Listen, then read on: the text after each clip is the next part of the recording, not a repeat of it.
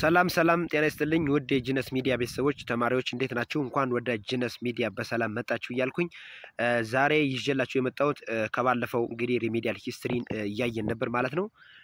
ለዛሬ ደግሞ ይዤላችሁ የመጣሁት ቻፕተር 4 አድርሰነው ነበር። ስለዚህ ቻፕተር 4 ፓርት 1ን ይዤላችሁ መጥቻለሁ ማለት ነው። ሶ ሌትስ ሲ ቻፕተር 4 ፓርት 1። ቻናሉን ሰብስክራይብ በማድረግ ለአዲስ ቤተሰቦች ሰብስክራይብ እንድታደርጉኝ ጠይቃለሁ ማለት ነው። እንዲሁ ቪዲዮውን ላይክ እንድታደርጉ እና እንዲሁ ሼር በማድረግ ለጓደኞቻችሁ እንድተባበሩኝ ጠይቃለሁ ማለት ነው። ስለዚህ ቻፕተር 4 ዘ ጎንደሪያን ፔሪድ ኤንድ ኢትስ ሶሺዮ ኢኮኖሚክ ኤንድ ፖለቲካል ዴቨሎፕመንት። ጎንደሪያን ፔሪድ ማለት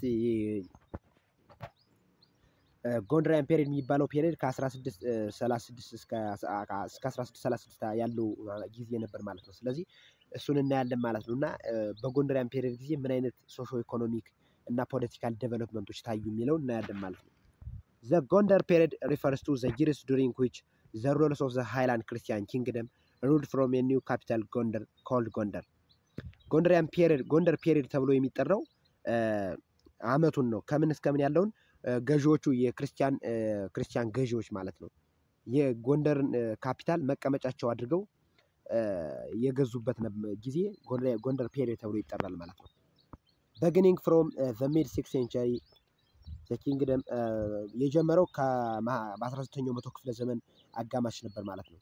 the kingdom gradually shifted its political center from the Shuan highlands to the Lake Tana region. ይሄ ጎንደር ግዛቱ የጎንደር ፔሪድ ወይም ደግሞ ክርስቲያን ኪንግደም ሃይላንድ ክርስቲያን ኪንግደም ግዛቱን ወደ እንትን ቀይሮ ነበር ማለት ነው። ፖለቲካል ሴንተሩን ከሹዋን ሃይላንድ ወደ ሌክ ታና አካባቢ ወደ ጣና አካባቢ ቀይሮ ሽፍት አድርጎ ነበር ማለት ነው። The shift was caused by Adal's continued threat and the pressure of the Oromo population movement. ሽፍቴሽኑ ፖለቲካል ሴንተር ሽፍቴሽን የተካሄደው ይሄ ፖለቲካል ሴንተሩን ሽፍት ያደረጉበት ምክንያቱ ከሸዋን ሃይላንድ ወደ ሌክ ታና እንዲሄድ የፖለቲካል ሴንተሩ እንዲሄድ የሆነው በሁለት ምክንያቶች ነው ማለት ነው። አንደኛ በአዳል ማለት አህመድ ግራኝ ማለት ነው። ግራኝ አህመድ ማለት ግራኝ አህመድ በአመጣው ትሬት ማለት ነው። ግራኝ አህመድ በዛን ሰዓት ጦሮቹን ማደራጀት ጀምሮ ነበር ማለት ነው። በሱና በአዛታይም ደግሞ ምን ተካሂዶ ነበር? ኦሮሞ ፖፑሌሽን ሙቭመንት እየተካሄደበት ነበር ማለት ነው። ስለዚህ በሁለቱ ግፊት ምክንያት ፖለቲካል ሴንተራቸውን ከሸዋን ሃይላንድ ወደ ሌክ ታና ሽፍት እንዲያደርጉ ሆነዋል ማለት ነው። የክርስቲያን ሃይላንድ ኪንግደም ኦር ጎንደር ፔሪድ ማለት ነው። ጎንደር ፔሪድ ዱሪንግ ጎንደር ፔሪድ ማለት ነው። ዱሪንግ ዘ ጎንደሪያን ፔሪድ ሶ አፍተር ዘ ዴዝ ኦፍ ገላውዲዮስ ከሞተ በኋላ ከ1559 በኋላ ማለት ነው ሚናስ 5059 up to 63 brother and his brother ማለት ነው የገላውዲዮስ ወንድም and successor of ገላውዲዮስን ተክቶት ነበር ማለት ነው በንግስናው ቦታ retreated to the lands north of the Abai river. However, his successors continued to live in mobile capitals. ነገር ግን ከዚህ ከአፄ ሚናስ በኋላ የመጡት ገዢዎች እንትናቸውን ካፒታላቸውን ዋና መቀመጫቸው ቦታቸውን ካፒታላቸውን በየጊዜው ይቀያይሩ ነበር ማለት ነው። ሰች ካፒታል ደንከዝ፣ ጎርጎራ፣ አዘዞ፣ ደንቢያ ኤንድ ቆጋ ኢን ጎጃም ኤንድ በየምድር ዌር ሳይትስ ዌር ዚስ ሞባይል ካፒታል ረስትድ አት ዲፈረንት ታይምስ በተለያዩ ጊዜ እነዚህን ካፒታሎች ተጠቅመዋል ማለት ነው። ካፒታል ሲቲዎች አዚ ካፒታል ሲቲዎች አዚ ፖለቲካል ሴንተር ተጠቅመዋቸዋል ማለት ነው እነዚህን ከተማዎች። ጎንደር was founded by ፋሲለደስ around 636 ጎንደር የተገኘችው ጎንደር ከተማ በፋሲለደስ ነው። በአፄ ፋሲለደስ በ1636 ዓመተ ምህረት ነበር የተገኘች ማለት ነው። ጎንደር was strategically located on the long distance trade route linking southwestern regions with መጽዋ on the Red Sea and መተማ on the Ethio-Sudanese border. ጎንደር ማለት ምንድነው? ስትራቴጂካሊ ሎኬትድ ሎንግ ዲስታንስ ለረጅም ርቀት ንግድ በጣም ሴፍ ቦታ ነበረች ማለት ነው። ምክንያቱም በሳውዝ ዌስተርን በደቡብ ምዕራብ በኩል ስናይ ምጽዋን ከቀይ ባህር ታገናኝ ነበር። እንዲሁም መተማን ደግሞ ከኢትዮ ሱዳን ቦርደር ወይም ደግሞ የኢትዮጵያና የሱዳን ቦርደርን ታገናኝ ነበር ማለት ነው። ዲዩ ቱ ዚስ ሪዝን ጎንደር was a strategical place ነበረች ማለት ነው። ፎር ሎንግ ዲስታንስ ትሬድ የረጅም ርቀት ንግድ ለማካሄድ ሴፍ ፕሌስ ነበረች ማለት ነው።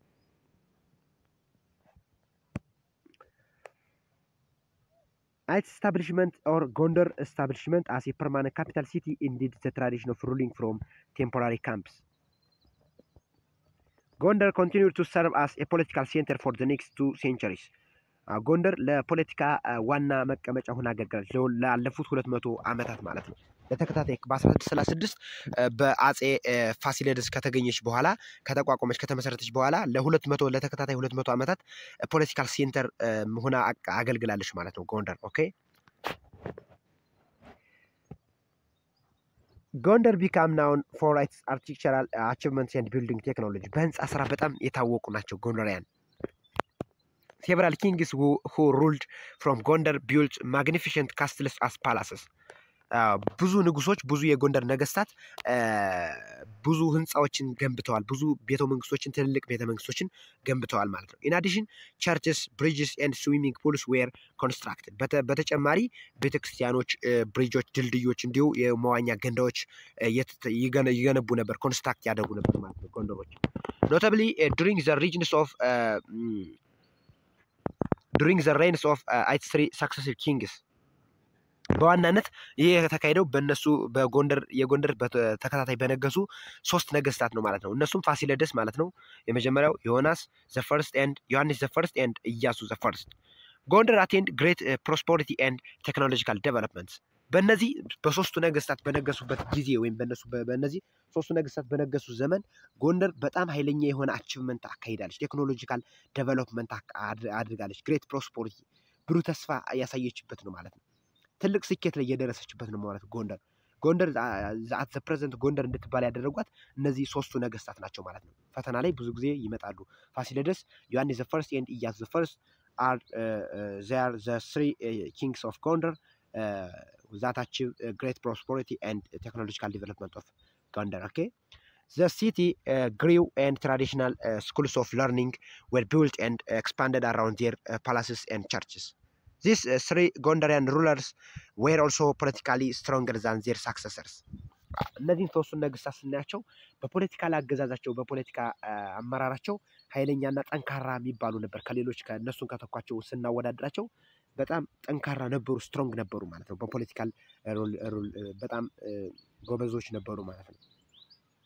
ጎንደር developed certain urban features very soon. It had about 70,000 inhabitants. Its population was composed of different religious, cultural, indigenous, and foreign communities. Gondar became an important commercial center with a daily market attracting merchants, crafts, and rural people to exchange their respective products. ዋና ለንግድ ዋና ቦታ ሳይት ነበረች ማለት ነው። This led to intense urban rural interactions. በዚህም ምክንያት ከፍተኛ የሆነ የገጠርና የከተማ ህዝብ ይገናኝባት ነበር ማለት ነው። ለንግድ ስለሚሄዱ ለገበያ ማለት ነው። Traders were mostly Ethiopian Muslims. ነጋዴዎች በብዛት የኢትዮጵያ ሙስሊሞች ነበሩ ማለት ነው። Known as the Jabarti.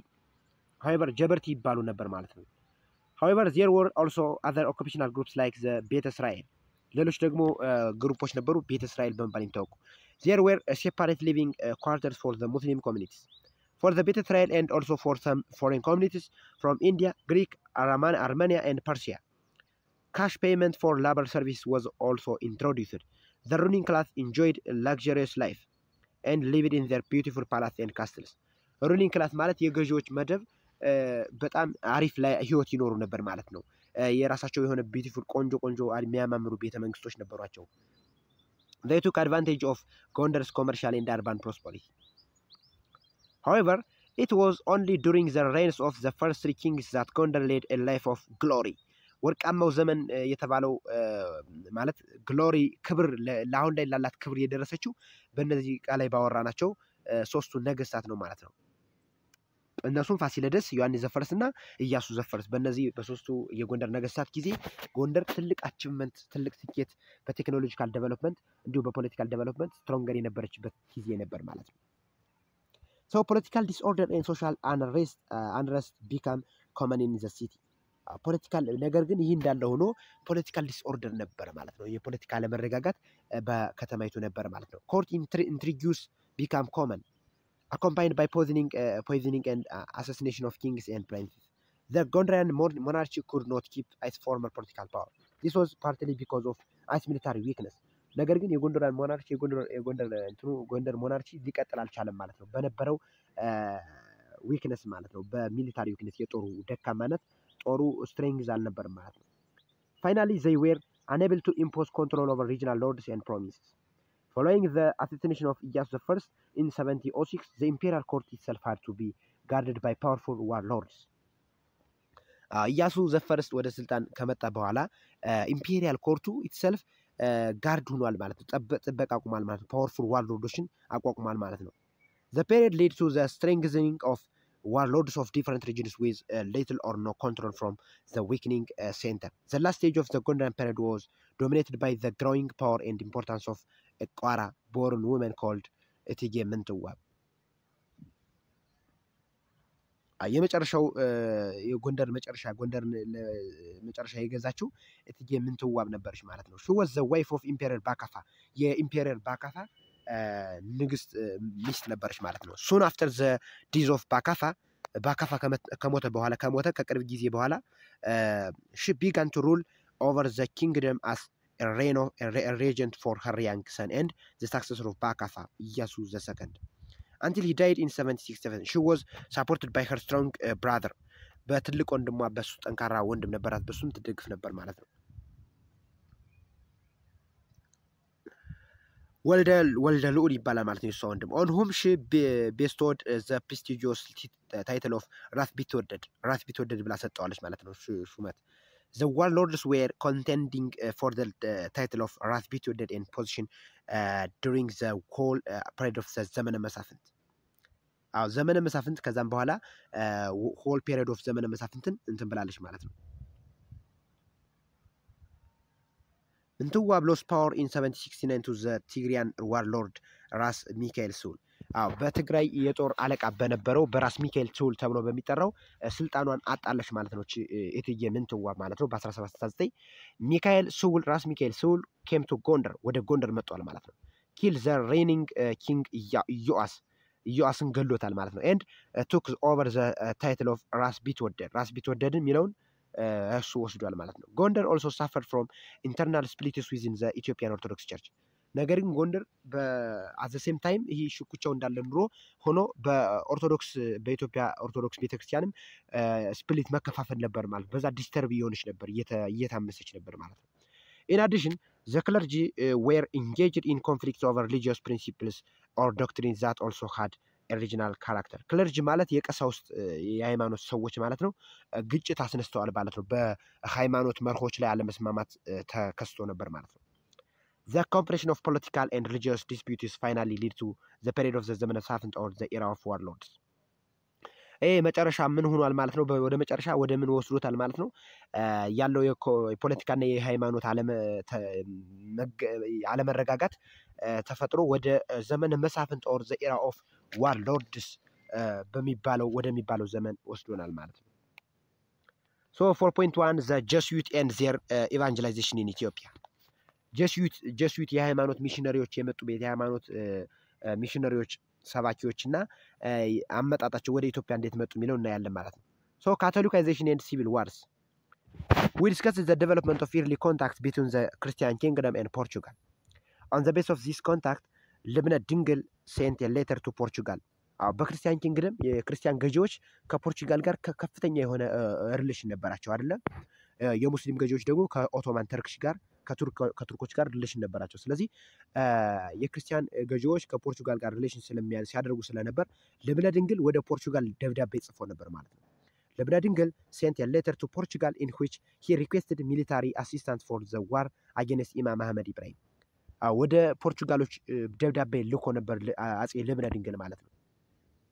እሱም ምንድን ነበር ማለት ነው? አጼ ልብነ ድንግል የላከው ደብዳቤ በሚሊታሪ በጦር እንዲያግዙት ማለት ነው። ማንን ለመመከት? የሙስሊም ገዢ የነበረውን ኢማም አህመድ ኢብራሂም ኦር ግራኝ አህመድ ማለት ነው።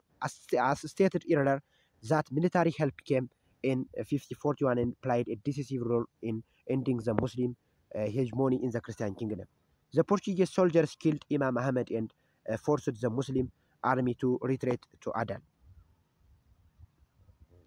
የፖርቹጋል ወታደሮችም እንግዲህ በጠየቀው መሰረት ልከውለታል ወታደር። ከዛም እነሱ ገድለውታል። ይህም ኢማም አህመድን ገድለው ሙስሊሞች እንዲፈሩና ወደ ነበሩበት ወደ አዳል ወደ ስፍራቸው እንዲመለሱ ሆነዋል ማለት ነው። however once they accomplished their task the Portuguese soldiers did not withdraw from Ethiopia ነገር ግን እነዚህ ለጦር ብለው የመጡት ለጦር ለማገዝ ልብነ ድንግልና አፄ ልብነ ድንግል ለማገዝ ብለው የመጡት ፖርቹጋሎች አልወጡም ማለት ነው። ከገቡ በኋላ ወደ ከኢትዮጵያ አልወጡም ማለት ነው። rather they stayed in the country ነገር ግን ቆይተዋል በሀገሪቱ ማለት ነው በኢትዮጵያ and invited the Catholic missionaries እና ምን አድርገዋል ማለት ነው። ከዚህ ሆነው ካቶሊክ ሚሽነሮችን የካቶሊክ ሰባኪዎችን እንዲመጡ መንገድ አመቻችተውላቸዋል ወደ ኢትዮጵያ እንዲገቡ ማለት ነው። ናውናስ ዘ ጀሱት እነሱም ጀሱት ይባላሉ ማለት ነው።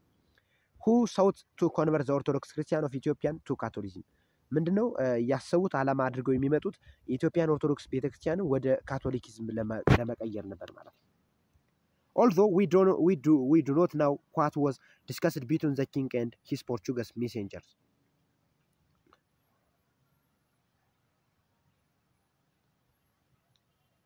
Bermuda's Libna Dingle's letter of 5035 did not mention anything about his intention to be converted Catholicism. ነገር ግን ሊብነ ድንግል የጻፈው ስለ ካቶሊኪዝም ምንም ስምምነት የሚገልጽ ነገር የለም። ኦንሊ እሱ የፈለገው ይሄ የጦር ድጋፍ ብቻ ነበር ማለት ነው የፈለገው በዛን ሰዓት።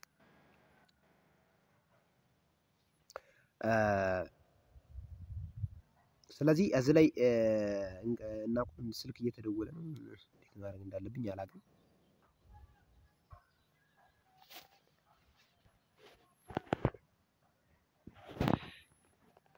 ኦኬ ሶ ምንድነው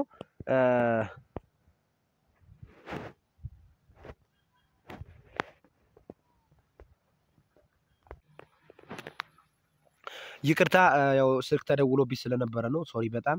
ስለዚህ ምንድነው ቤርሙደዝ ላተር ክሌምድ ምንድነው although we do not know what was discussed between the king and his Portuguese messenger Bermudez ምን በንጉሱና በሚሴንጀር በነበረው በቤርሙድዝ ተብሎ በሚጠራው ሰውዬ መካከል ምን አይነት ስምምነት እንደነበረ አናውቅም ማለት ነው። ምን እንደተወያዩ አናውቅም። ልብነ ድንግል's letter of 5035 did not mention anything about his intention to be converted to Catholicism ምንድነው በሁለቱ መካከል ልብነ ድንግል ጽፎት የነበረው ደብዳቤ ስለሱ ወደ ካቶሊኪዝም ለመቀየር ወደ ካቶሊኪዝም እምነት ለመቀየር የነበረው ፍላጎት አይገልጽም ማለት ነው። however Bermudez later claimed that in return for military assistance ልብነ ድንግል had promised to give a third of his kingdom to the king of Portugal and to be converted together with his subjects to Catholicism ምንድነው ልብነ ድንግል ቃል ገብቶ ነበር ትንሽ እንትን ብሎ ጦር ድጋፍ አስፈልጎ ስለነበር ለቤርሙደዝ ወይም ለካቶሊክ ሚሴንጀሩ እንትን ብሎት ነበር ማለት ነው። ቃል ገብቶለት ነበር ማለት ነው። ካገዙት ወደ ፖርቹጋል እንትን እንደሚልና የሱን በሙሉ ተከታዮች የንጉሱን ቤተሰቦች ወደ ካቶሊኪዝም እንደሚቀይር ገብቶ ነበር ማለት ነው። this claim gave the port ነገር ግን ደብዳቤው ላይ ምንም የተጻፈ ነገር የለም። ለሱ ግን ቃል ገብቶለት ነበር ማለት ነው። this claim gave the Portuguese government and the Pope of Rome a ground for their steady effort to convert the Orthodox Christians of the kingdom to Roman Catholicism. The attempt at conversion began as soon as the Portuguese soldiers entered the Christian kingdom in 5041. At the time, Galaudius had already succeeded his father, who died in 5040. Bermudez heard of the death of the king while he was still in Goa. The ambitious Portuguese soon made himself patriarch of the Christian kingdom. In fact, he was not ordained by the Pope of Rome. ነገር ግን ይሄ የገላውዲዮስ ወይም የሱ አባት የሱ ልጅ የነበረው የልብነ ድንግል ልጅ ያጻ ልብነ ድንግል ልጅ አጼ ገላውዲዮስ ነው። አጼ ገላውዲዮስ ወደ ስልጣን ከመጣ በኋላ ወደ ንግስና ከመጣ በኋላ ከነገሰ በኋላ እነዚህን ፖርቹጊሶችን ብዙም አልደገፋቸውም ኦፖዝ አድርጓቸዋል ማለት ነው። however he claims that ልብነ ድንግል had nominated him patriarch of the kingdom provided that his nomination was approved by the Pope of Rome. On the basis of this claim Bermudez began to try to force Galaudius to fulfill the alleged promise of his father. ነገር ግን ይሄ ቃል ገብቶለት ስለነበረ ለቤርሙደዝ አጼ ልብነ ድንግል ቃል ገብቶለት ነበር ማለት ነው። አብሮ ገዥ እንደሚሆን ከሱ የተወሰነ ስልጣን እንደሚያገኝ ነበር ማለት። ስለዚህ ገላውዲዮስ የሱ አጼ ልብነ ድንግል ከሞተ በኋላ ገላውዲዮስ ልጁ ከነገሰ በኋላ ይሄ ቤርሙደዝ የሚባለው ሰውዬ ከኢትዮጵያ አልወጣም ነበር።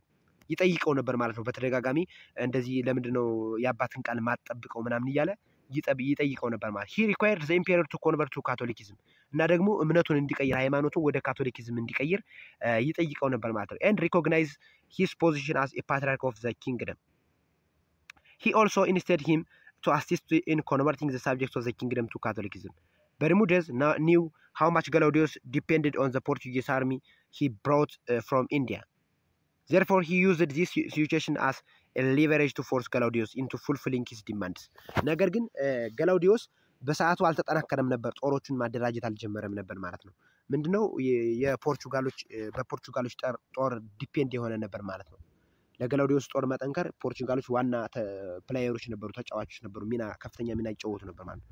ይህን ተጠቅሞ በርሙዴዝ የሚባለው የካቶሊክ ሚሴንጀር እሱን ለማስፈራራትና ለማንገራገር ይሞክር ነበር ማለት ነው። But Galaudius, who was with his father until the emperor's death, knew that Lebna Dingle did not make the alleged promise. Therefore, he rejected the request of Bermudez. ጥያቄውን ውድቅ አድርጎበታል ማለት ነው የበርሙዴዝን። Bermudez then tried to induce the Portuguese soldiers not to fight for Galaudius. በርሙዴዝ ደግሞ ገላውዲዮስን አግዛቸው ለገላውዲዮስ ጦር ውጊያ እንዳያደርጉ የፖርቹጋል ወታደሮችን አግዷቸው ነበር ማለት ነው ኃይሉን ለማዳከም።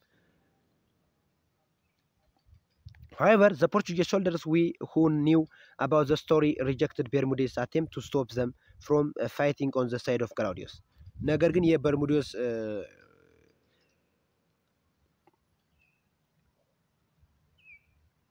ዘ ኪንግ ኦፍ ምንድነው እነዚህ የፖርቹጋል ወታደሮች ያን የበርሙዴዝን ትእዛዝ ሰምተው ከገላውዲዮስ ጎን ቆመው ሳይዋጉ ቀርተዋል፣ ወይም ደግሞ ድጋፍ ሳያደርጉለት ማድረግ አቁመዋል ማለት ነው በበርሙዴዝ ትእዛዝ መሰረት። ዘ ኪንግ ኦፍ ፖርቹጋል ጆን ዘ ሰርድ ኦልሶ ሪፈርድ ቱ ሪኮግናይዝ በርሙዴዝ አዝ ዘ ፓትሪያርክ ኦፍ ዘ ኪንግደም። ፋይናሊ ዘ ፍራስትሬትድ በርሙዴዝ ሪታየርድ ቱ ደባሩዋ ወደምትባል ቦታ በ1553 በፍርሃት ፈርቶ ስለነበር ወደዛ ሄዷል ማለት ነው በርሙዴዝ። The official appointment of patriarchs and bishops for the Christian kingdom began after the retirement of Bermudez. The appointees were selected from the Society of Jesus or the Jesuits.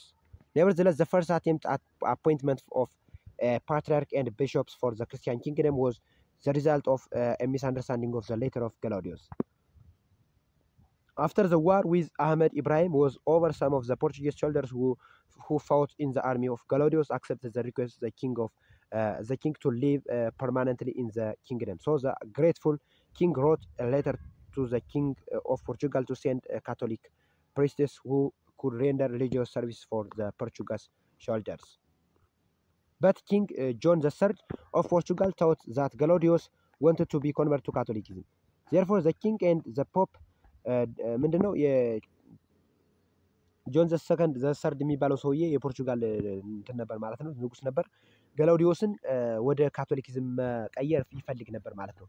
Therefore, the king and the pope decided to send one patriarch and two bishops who were selected and ordained from among the Jesuits. When Galaudius heard about the arrangements made in Europe for his conversion, he wrote a letter of objection to the Portuguese governor of India.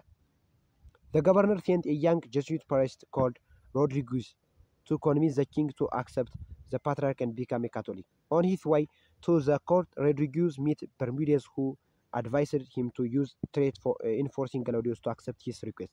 Soon after he arrived, the young Jesuit priest ወጣት ቄስ የካቶሊክ ቄስ ልኮበታል ማለት ነው። እሱን ንጉሱን ገላውዲዮስን አጼ ገላውዲዮስን እንዲያሳምነውና ካቶሊክ እንዲያደርገው ማለት ነው።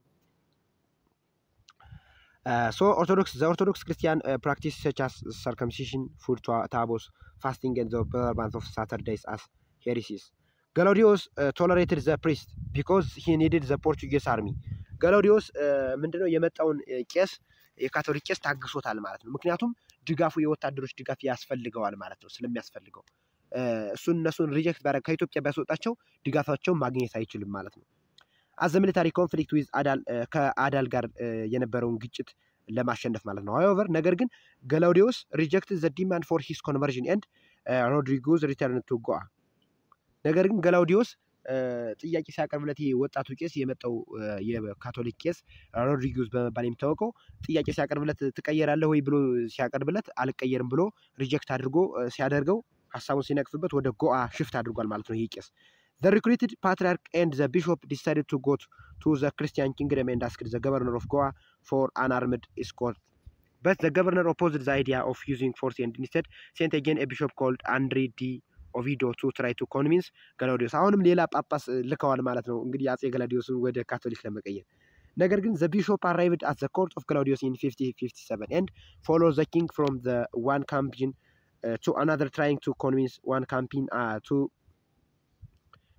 to another trying to convince him, but Ovido failed to convince the king. ነገር ግን ይሄ የመጣው ኦቪዶ በመባል የሚታወቀው ጳጳስም ገላውዲዮስን ወደ ካቶሊክ ለመቀየር ሊያሳምነው አልቻለም ማለት ነው። Indeed, the king wrote a book called Confessions of Galaudius.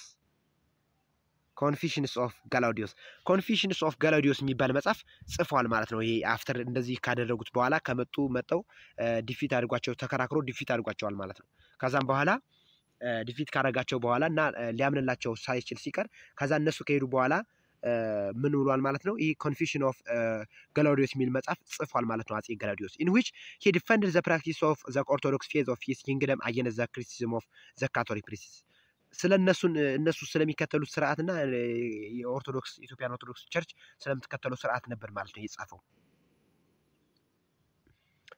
It was at this time that Galaudius, who was abandoned by the Portuguese army, faced the army of Adal, who defeated and killed him in 5059. After the days of Galaudius, Ovido moved with the Portuguese army to the province of Tigray. ገላውዲዮስ ከሞተ በኋላ ኦቪዶ የሚባለው ጳጳስ ወደ ከፖርቹጋል የጦር ሰዎች ጋር ወታደሮች ጋር ወደ ትግራይ ግዛት ወደ ትግራይ ክልል ሂዷል ማለት ነው። where he joined ባህር ነጋሽ ይስሐቅን ጆይን ሲቀላቀል the leader of opposition forces against King Minas, Ovido assured Isaac that Portuguese military assistant would come soon to depose Minas and appoint to a puppet king of their own choice. Isaac and his followers agreed to be converted when the said military assistant arrived. ለመቀየር ይስሐቅ ግን ለመቀየር ተስማምቷል ማለት ወደ እነሱ እምነት። But Ovido's promise was not fulfilled and he himself died in 5097 without any success in his mission. በተልእኮ ምንም ስኬት ሳያገኝ ይሄ ኦቪዶ የሚባለው ጳጳስ እዚሁ እንዳል ኢትዮጵያ ምድር ሞቷል ማለት ነው በ1597 ዓመተ ምህረት። After the days of Ovido, two other bishops Pedro Pios and Alfonso Mendes የሚባሉ ሁለት ጳጳሶች ተልከዋል ማለት ነው ወደ ኢትዮጵያ። Pez came in 603 and died in 622, while Mendes arrived in 622 and stayed until all Portuguese and Jesuits were expelled from the kingdom in 632. Pez was particularly successful in converting many influential dignitaries of the kingdom, including King Sosinios. ምንድነው ይሄ ፔዝ በመባል የሚታወቀው ጳጳስ ስኬት ላይ ደርሷል ማለት ነው። ምክንያቱም ንጉስ አጼ ሶስኒዮስን ወደ እምነቱ መቀየር ችሎ ነበር ወደ ካቶሊኪዝም ማለት ነው። Let us see how he succeeded and the consequence of his success. Upon the days of Sarsa Dingil, after the days of Sarsa Dingil in 5097, the Christian kingdom faced political disorder as a result of an acute power struggle. ሰርጸ ድንግል ከሞተ በኋላ በ1897 ክርስቲያን ኪንግደም የክርስቲያኖች ግዛት ፖለቲካል ዲስኦርደር የፖለቲካ አለመረጋጋት ገጥሞት ነበር ማለት ነው። Since the wars of Imam Ahmed, there has been a gradual erosion of the power of the kings. The weakness of ምክንያቱም ኢማም አህመድ ጦሩ በጣም እየተጠናከረበት የነበረበት ሰዓት ነበር ማለት ነው። The Orthodox Church leader, therefore they began to consider the advantage of converting to Catholicism. Getting military assistance ምክንያቱም ይስሐቅ የሚባለው ወደ ካቶሊሲዝም የተቀየረው ሚሊታሪ አሲስታንት ለማግኘት ነበር ማለት ነው። የሚሊታሪ የጦር ድጋፍ። When Pez arrived at Mitsua in 603, the reigning king was a 14-year-old ያዕቆብ ነበር ማለት ያዕቆብ ነበር ማለት የ14 ዓመት ልጅ ነበር የዛን ጊዜ። Pez was informed that the young king knew Arabic and was fond of the language. The bishop, who also knew Arabic, hoped to use the language to get along with the king smoothly. But before he reached the Christian court, Yaakov was deposed and replaced by the Dingil ተተክቷል ማለት ነው። Was fully aware of the political problem faced by his predecessors. Therefore, he was determined to get rid of the disloyal soldiers and their commanders as well as the clergy. When Pez understood this attitude of the king, he directly told ዘድንግል that if he agreed to convert to Catholicism ጠይቆታል ማለት ነው። ዘድንግልን ይሄ ፔዝ የሚባለው ጳጳስ የካቶሊክ ጳጳስ ጠይቆታል ማለት ነው። አጼ ዘድንግልን በቀጥታ ጠይቆታል ትቀየራለህ ምናምን ብሎ ወደ ሃይማኖቱ ማለት ነው። he could get Portuguese military assistance with which he could deal with his enemies and consolidate his political power. Even before the agreement could get acceptance in Portugal, the impatient king intended to take measures like banning the observance of Saturdays to satisfy the demand of Pez. However, Pez advised the king to be cautious and not to take hasty measures that might lead to failure. Whatever the case, ዘድንግል had already been suspected of being secretly converted.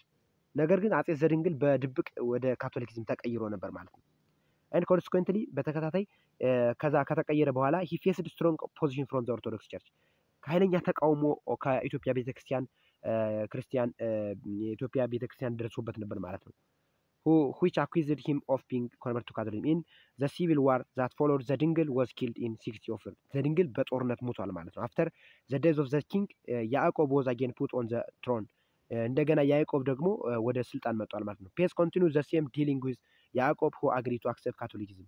አሁን ፔዝ የሚባለው ጳጳስ እንደገና ደግሞ አሁን አፄ ያዕቆብን እንድትቀየራለህ ብሎ ጥያቄ አቅርቦታል። but before the agreement was implemented, ያዕቆብ was killed in battle in 60 ያዕቆብ was succeeded by ሱስንዮስ። ከዛ ያዕቆብ ሞቷል ማለት ነው በጦርነት። ያዕቆብ በጦርነት ከሞተ በኋላ አፄ ያዕቆብ አፄ ሱስንዮስ ወደ ስልጣን መጥቷል ማለት ነው። The reign of Susunios saw the success of the long effort of the Jesuit bishops. አዎ ያዕቆብ ይሄ አፄ ሱስንዮስ የነገሰበት ዘመን የካቶሊክ ሚሽነሮች ስኬታማ ዘመን ተብሎ ይታወቃል ማለት ነው። ምክንያቱም ንጉሱን ራሱ ወደ እነሱ ሃይማኖት መቀየር ችለው ነበር ማለት ነው። ልፋታቸው ከንቱ ያልቀረበት ዘመን ነበር ማለት ነው። just like his immediate predecessors, Susunios leaned toward Catholicism in order to get Portuguese military assistance to maintain a strong and peaceful monarchy. ሱስንዮስ ወደ ሃይማኖትን የለወጠው የፖርቹጋሎችን የጦር ድጋፍ ለማግኘትና የፖለቲካና የኢኮኖሚ መረጋጋት እንዲኖር አስቦ ነበር ማለት ነው። so the Jesuits got freedom to preach and recruit converts even in the court itself. ስለዚህ ከሱስንዮስ ካቶሊክዝምን ከተቀበለ በኋላ እነዚህ የካቶሊክ ሚሽነሮች የካቶሊክ የሃይማኖት መልእክተኞች ነፃነት አግኝተዋል። እንደፈለጉ ለመስበክ እንደፈለጉ ሰብከው የሚፈልጉትን ሰው ወደ ራሳቸው እምነት ለማስገባት ፍሪደም አግኝተዋል ማለት ነው በንጉሱ ትእዛዝ መሰረት። Susunios did not take the lead in being converted to Catholicism. The first important convert was his brother, the old powerful general ስዕለ ክርስቶስ የሚባለው ኃይለኛ ጠንካራ የጦር መሪ ነበር ማለት ነው። who was rebaptized publicly. The palace clergy and other influential cousins of the king followed the example of ስዕለ ክርስቶስ. Beginning from 6012, a series of public debates on Catholic principles were held in the court. The debate was chaired by Susunios himself. የተመራው በራሱ በሱስንዮስ ነው። የሃይማኖት ክርክር አካሂደዋል ማለት ነው። in the debate, the Catholics were represented by ስዕለ ክርስቶስ. በክርክሩ ካቶሊኮች የተወከሉት በስዕለ ክርስቶስ በሚባለው ሰውዬ ነበር ማለት ነው። በሱ ወንድም በሱስንዮስ ወንድም በአፄ ሱስንዮስ ወንድም ነበር ማለት ነው የተወከሉት ወክለው የገቡ። so in the meantime, the Orthodox Church practices such as circumcision, fasting on Fridays and Wednesdays, and the observance of Saturdays were condemned as heresies. The Orthodox clergymen who stood against Catholicism also faced mistreatment in the court. Also, all these measures brought about the rebellion of the peasants headed by the clergy. በጣም ብዙ ንጹሃን ሲቪሎች ንጹሆች ምስኪኖች ሞተዋል ማለት ነው። and the nobility. Susunios himself was officially converted to Catholicism in public and made Catholicism the official state religion. ስለዚህ ሱስንዮስ ከዛ ከዲቤቱ በኋላ የካቶሊክዝምን እምነት ተቀብሎ የሀገሪቱ ዋና እምነት ካቶሊክዝም እንዲሆን አውጇል ማለት ነው። The first peasant rebellion against Susunios and Catholic broke out in 6070 and from 6026. I think እዚህ ላይ ይበቃናል ላለማንዛዛት ቪዲዮውን ነገሩ ጨርሰናል መሰለኝ። እንጨርሰው ይሄን ሐሳቡንም ላለመቆራረጥ። The first peasant rebellion የመጀመሪያው የፔዛንቶች የምስኪኖች አመጽ የጀመረው ሱስንዮስን ተቃውመው ካቶሊክዝምና ሱስንዮስን ተቃውመው በ1617 ነበር ማለት ነው። and from 1626 to 1626 ከ1632 ቀጥሏል ማለት ነው። This was mainly because of the Khasi imposition of the new religion on the peasants of the kingdom. Besides, many of the long established Ethiopian Christian practices were also banned. ብዙ ሲያደርጓቸው የነበሩ ሃይማኖታዊ ባህሎች ተወግደውባቸዋል ቀርተውባቸዋል ማለት ነው። Eventually, Susunios came to understand that he could not suppress the stench of opposition of the church and peasants military. In the meantime, the Portuguese soldiers and firearms which he had hoped to obtain from Portugal failed to arrive. Therefore, he realized that he had simply incurred the enmity of his people and the clergy in vain. He understood that in an attempt to build a strong and peaceful government using Catholicism, he was leading the country to a bloody civil war. እሱ ካቶሊክዝም የሀገሪቱ የዋና እምነት አድርጎ ሀገሪቱን በሰላም መምራት ነበር የፈለገው። ነገር ግን ወደ ብለዲ ሲቪል ዋር ወደ ደም መፋሰስ መርቶታል ማለት ነው የሐሳቡ። So after his last battle, the Battle of Denkez in 1632, he decided to withdraw from the experiment with Catholicism. ከባቱር ከደንቀዝ ተብሎ ከተጠራው ጦርነት በኋላ ከተባለ የጦርነት የደንቀዝ ጦርነት ከተካሄደ በኋላ በ1932 ከካቶሊክዝም ራሱን ማግለል ፈልጓል ማለት ነው ወስኗል። in the same year he abdicated in favor of his son. በተመሳሳይ በልጁ ተሰድቧል ማለት ነው። በልጁ በአጼ ፋሲለደስ በጣም ይሰድበው ነበር። ልጁ እንዴት እንደዚህ ታደርጋለህ እያለ በጣም ብዙ ጊዜ ይሰድበውና ይወቅሰው ነበር ማለት ነው። whose first measure was the restoration of the Orthodox Church to its traditional position. ስለዚህ አጼ ፋሲለደስ ወደ ንግስናው ሲመጣ የመጀመሪያ ስራው ያደረገው ኦርቶዶክስን ሪስቶር አድርጎታል። ኢትዮጵያን ኦርቶዶክስ ቸርችን ሪስቶር አድርጎታል ከካቶሊክዝም ማለት ነው። ሶ የኢትዮጵያን ኦርቶዶክስ ቸርች የኢትዮጵያ ቤተክርስቲያን የክርስትና እምነት የሀገሪቱ እምነት ስቴት ሪሊጅን እንዲሆን አውጇል ማለት ነው ልጁ። አባትየው ግን ካቶሊክዝምን እንደ ስቴት ሪሊጅን እንዲሆን አውጆ ነበር። ልጁ ደግሞ ቤተክርስቲያን የኢትዮጵያ ኦርቶዶክስ ቤተክርስቲያን ወይም ክርስትና እምነትን እንደ ስቴት ሪሊጅን እንዲሆን አውጆ ነበር ማለት ነው አትሳታይ። In the recreation of the followed, many Catholic converts were killed. ብዙ ወደ ካቶሊክ የነበሩ ወደ ካቶሊክ እምነት የተቀየሩ ሰዎችን ገድሏቸዋል፣ ሰይፏቸዋል ማለት ነው ይሄ አጼ ፋሲለደስ። the first victim was ስዕለ ክርስቶስ። ስዕለ ክርስቶስ እንግዲህ የወንድሙ ልጅ ነው አይደለ? አጎቱ ነበረ። የአጼ ሱስንዮስ ወንድም ነበር።